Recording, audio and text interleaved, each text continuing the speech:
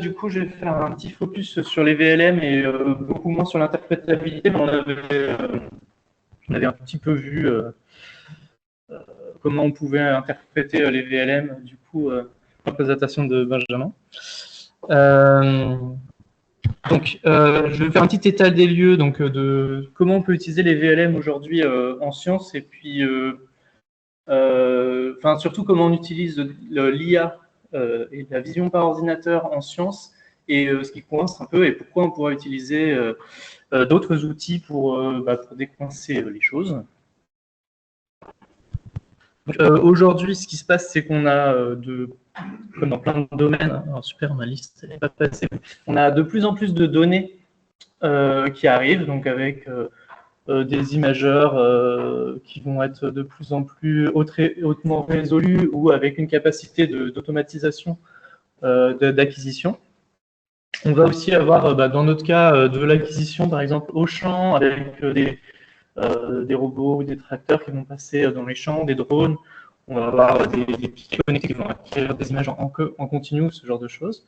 On peut aussi avoir des serveurs qui vont être instrumentés, où on a, ça fait longtemps, mais de plus en plus résolu et à plus en plus haute fréquence, on peut aussi avoir des images satellites. Donc ça, c'est dans le cadre, on va dire plutôt biologie. On a ce même phénomène qui existe dans tous les domaines scientifiques. On a de plus en plus de données qui arrivent.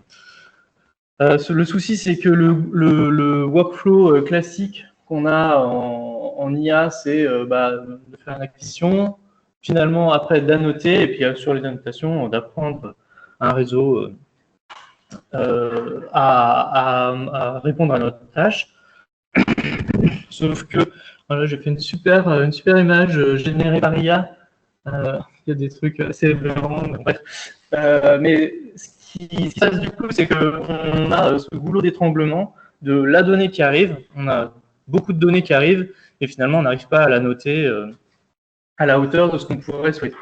Et est-ce que les VLM ou finalement d'autres modèles d'IA ne pourraient pas nous aider à faire cette tâche? Donc, je fais un petit rapide historique de ce qu'on sait faire aujourd'hui, de ce qu'on savait faire précédemment. Donc, je me concentre sur la partie deep learning. Je ne fais pas toute la vision par ordinateur, mais la partie deep learning. Donc, ce qu'on fait classiquement, c'est du supervisé. Donc, ce que je vous expliquais, on prend une image, on la note, puis on apprend une tâche. Donc, ça peut être de la classification, ça peut être de la détection, ça peut être de la segmentation. Le souci de ces modèles qu'on va apprendre, alors ils peuvent être très très bons, on arrive à faire des modèles très très bons sur ces tâches-là. On travaille encore à faire des modèles encore meilleurs sur des tâches supervisées. Le souci, c'est qu'ils sont un petit peu bloqués sur une tâche. Voilà. On peut forcément reprendre l'essentiel du réseau et puis réapprendre sur une autre tâche en espérant que ça se transfère correctement, mais ça nécessite quand même un réapprentissage.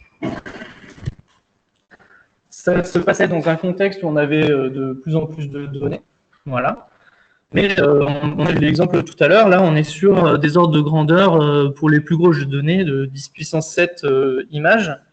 On est loin des 10 puissance 12. Il y a quand même beaucoup de grandeur à passer pour arriver aux jeux de données qui sont utilisés pour les LLM.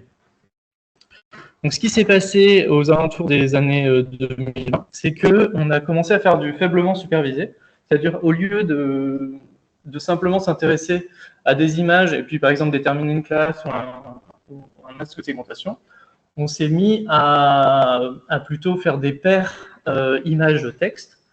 Et des paires images-texte, on en trouve naturellement partout sur Internet. Il y a des images et du texte qui se retrouvent conjointement partout. Donc cette fois-ci, on peut aspirer le web entier et puis s'amuser à apprendre des choses dessus. Et alors du coup, ce que se sont mis à faire des chercheurs en intelligence artificielle, c'est essayer d'aligner, par exemple, une légende de photo avec la photo.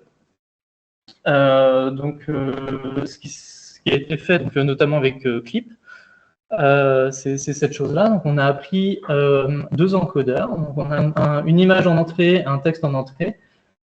on va avoir deux encodeurs, un encodeur d'image, un encodeur de texte, et puis le but, c'est de faire matcher le plus possible les embeddings qui sont produits.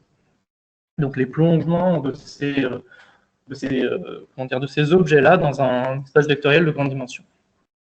Donc ça marche très bien, ça permet globalement des nouvelles choses. Donc maintenant, personne, il n'y a pas quelqu'un qui a décidé d'avoir une classe pour toutes les images chat, chien, etc. On va avoir des légendes qui vont être très diverses. Quand ça va être en dessous d'un chat, ça va être très divers quand c'est en dessous d'un chien, etc. Et ce que ça permet finalement, c'est d'avoir une grande diversité dans le dataset de description d'images. Et ça va permettre ce qu'on appelle du zero shot. C'est-à-dire que, par exemple, on peut donner maintenant en encodeur de texte simplement chien et puis chat. Ça va nous produire deux embeddings différents. Et puis, on peut donner plein d'images avec des animaux, ou juste des chiens et des chats. Et puis, les images de chat, elles seront naturellement plus proches de l'embedding qui est pour le mot chat. Et puis, l'image de chat va être naturellement plus proche de l'embedding pour l'image de chien. Ce qui se passe, du coup, c'est qu'on peut enrichir. Bon, là, chat et chien, on savait déjà bien le faire. Mais on peut avoir des choses un peu plus complexes. On peut dire, bon, ben, je veux une image de chat et d'un chien, et puis sinon, je veux une image d'un canard et d'une poule. Donc, en fait, on est très libre sur le vocabulaire qu'on va utiliser pour nos classifications. Donc ça, c'est un petit peu neuf à ce moment-là en machine learning. Et puis, on n'est pas encore au VLM, c'est-à-dire qu'on n'est pas encore à prendre des images, du texte en même temps, etc., et puis produire d'autres informations. Donc, mais ça constitue quand même un bloc essentiel. Et pour en arriver au VLM, en fait, on peut reprendre cette idée du coup d'avoir un encodeur image qui va, donc là c'est qu'on est sur du Light Fusion, donc on va avoir une image en entrée, on va l'encoder avec un encodeur. Bon, là je cite Siglip ou Clip, mais ça peut être d'autres encodeurs. Et puis finalement on obtient des vecteurs du coup qui peuvent être perçus comme des tokens d'entrée pour notre LLM. Et puis de l'autre côté, on peut rentrer du texte dans notre LLM. On les met tous ensemble dans nos transformers, puis on fait la moulinette classique. Et le but, ça va être, par exemple, de reproduire des genres d'images, ce genre de choses, pour après faire notre apprentissage, et puis que tout ça fonctionne bien ensemble. Donc on a des exemples, donc ça date d'avant Java, les premiers LLM, et là, ça commence vraiment à bien fonctionner suivant ce principe-là, c'est aux alentours de 2023. Puis on a Paligema aussi qui est en 2024 avec la même idée, mais avec une capacité à être réentraîné, fine-tuné plus facilement. Et voilà, donc les tâches qu'on peut faire, c'est du captioning, donc générer des images, enfin des descriptions d'images, répondre à des questions sur les images, ou on peut aussi produire éventuellement des bounding box, donc entourer des objets, des masques de segmentation. Donc cette fois-ci, on va pouvoir générer un polygone qui va détourer un objet ou ce genre de choses. Donc ça reste du texte en sortie pour l'instant, mais on peut interpréter ce texte comme du masque de segmentation, par exemple. Après, on a d'autres évolutions des VLM avec plutôt que d'encoder l'image puis d'avoir l'image qui va, elle, passer dans notre LLM, qui a été multimodal, enfin, on dit entraîné de manière multimodale. Cette fois-ci, on va avoir un tokenizer de notre image. Donc, ça veut dire qu'on découpe notre image en plein de petits tokens, et c'est ces tokens-là qui vont rentrer dans le LLM de la même manière que le texte. Puis bon, on peut imaginer d'autres modalités, mais voilà, là, on se concentre sur le côté image. Donc, ça a été... d'ailleurs, maintenant, c'est ça qui se fait. Et par exemple, on a un exemple de OpenWeight Caméléon en 2024. Il y en avait d'autres avant, mais pas forcément open weight.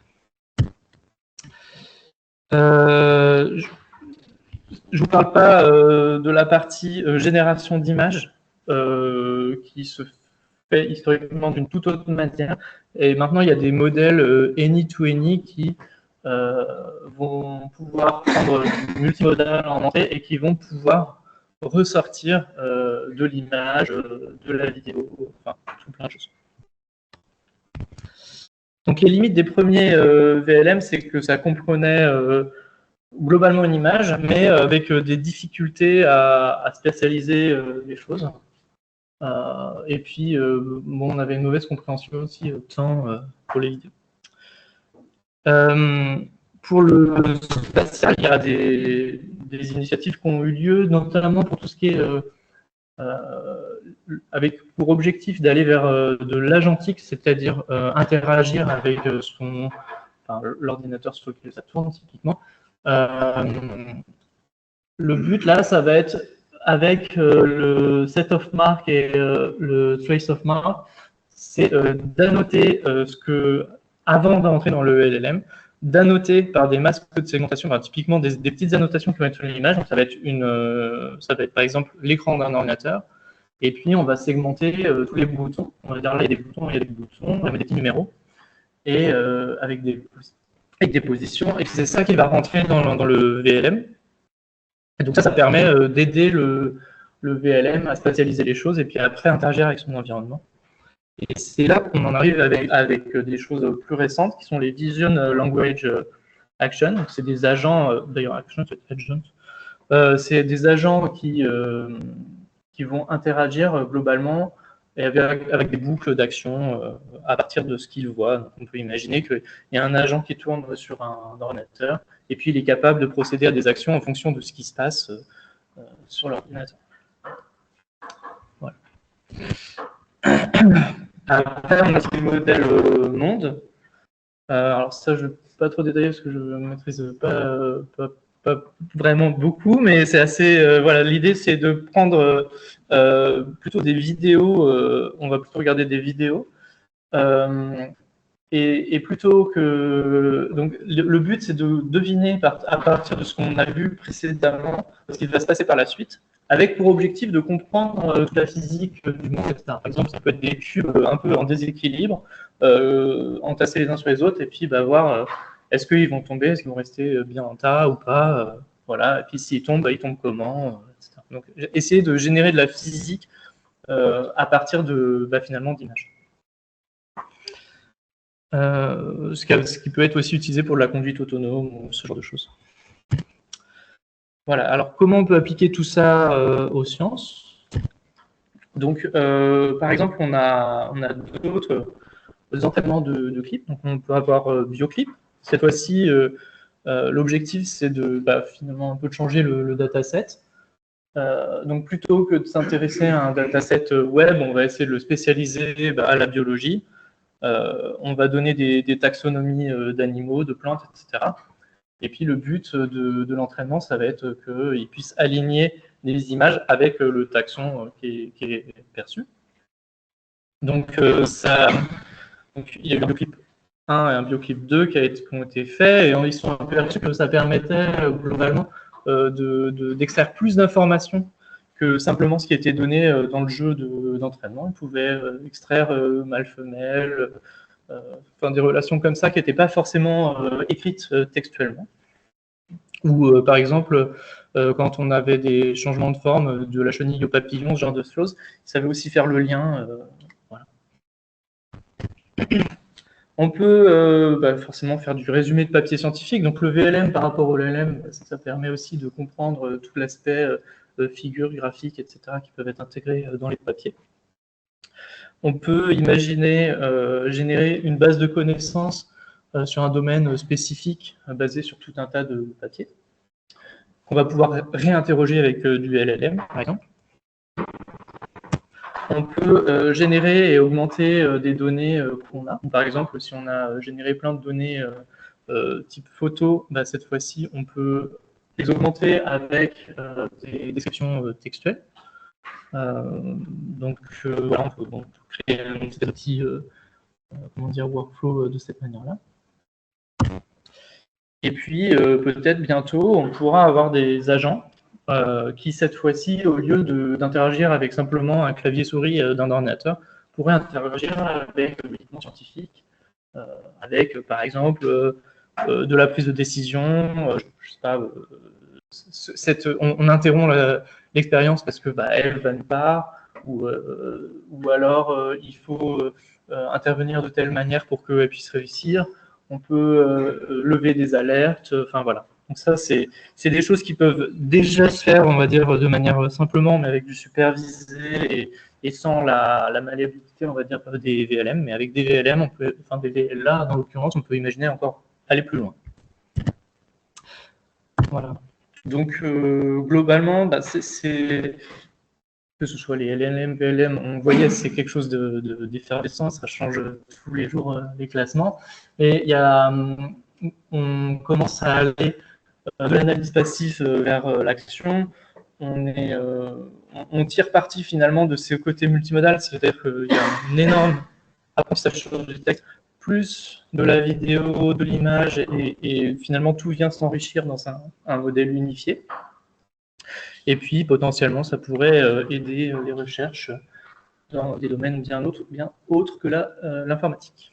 Voilà. Merci.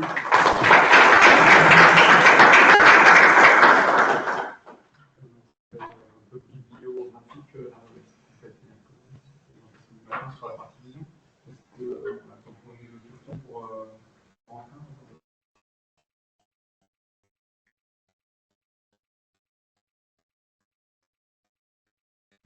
Oui. Là, vous dites, les études actuelles, c'est quoi? Quelle étude que vous mettez en place ce type de technologie?